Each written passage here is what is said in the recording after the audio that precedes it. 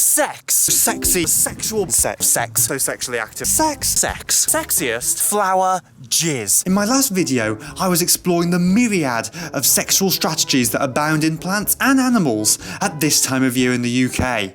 But I left one job unfinished. I wanted to show you the raunchy behaviours of our more familiar amphibian species.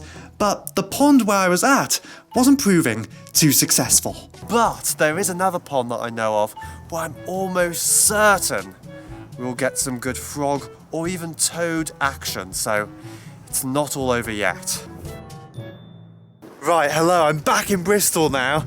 It's hellishly windy and I'm just wandering around the university campus. In the background there, you probably can't see it, is the Wills Memorial Building. So it's slap bang in the middle of the University of Bristol, but just over the side of this hill is a pond which every year should be absolutely infested with frogs.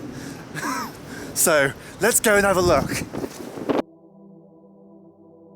And what I saw next was completely unexpected. Although there were some frogs knocking around, the majority of life was completely taken over by Bufo, otherwise known as the common toad. I just had to get a close-up look.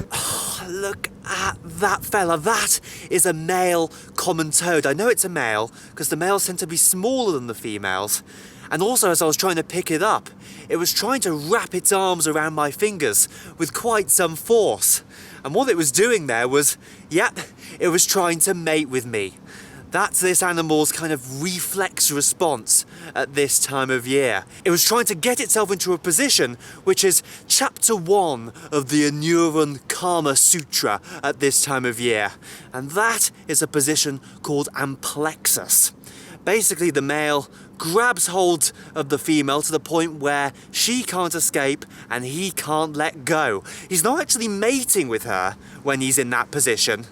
What he's doing is practicing a behaviour which we call mate guarding. He's making sure that other males in the area can't get hold of her. Now, this is quite dangerous for the females. In fact, sometimes if a female generates so much attention by loads of males, the female can sometimes drown. So it's a bit of a life or death situation for them. And what's even better is that the sex is working, because around the pond here I've seen loads of toad and frog spawn. They're easily distinguishable from each other. Toads tend to lay their eggs in big long strings, whereas frog spawn tends to be in fat round clumps. Beautiful, but I think I better put this guy back so we can increase his chances of him ejaculating his sperm onto some more females' eggs.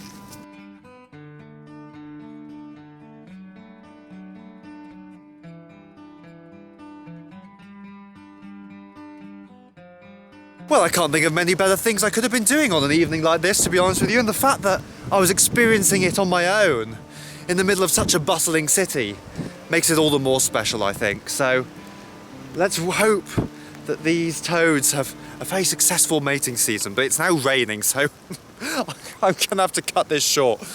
Bye toad. Oh God, let's get the hell out of here. I'm horny, horny, horny, horny. So horny, I'm horny, horny, horny. I'm horny, horny, horny, horny. So horny. Here we go. It's not, Is this just a blooper? It's not focused. Is the red light on? Hello? That's better. Yeah, go. Yeah? Goodness me. Whoop!